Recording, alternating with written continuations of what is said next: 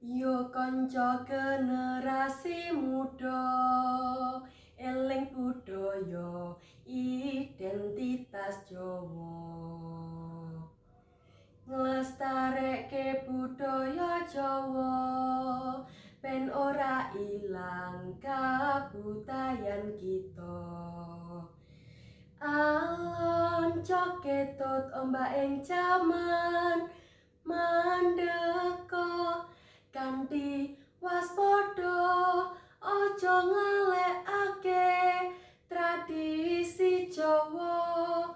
Do elinga para kanca-kanca, yo dijawil yo para kancamu.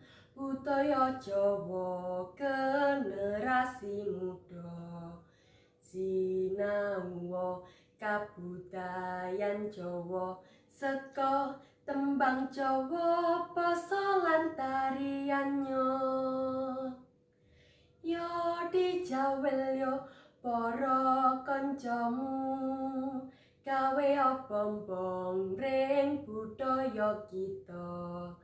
Prayogane padha dilestarekno kanggo sakteruse jaga budaya Jawa.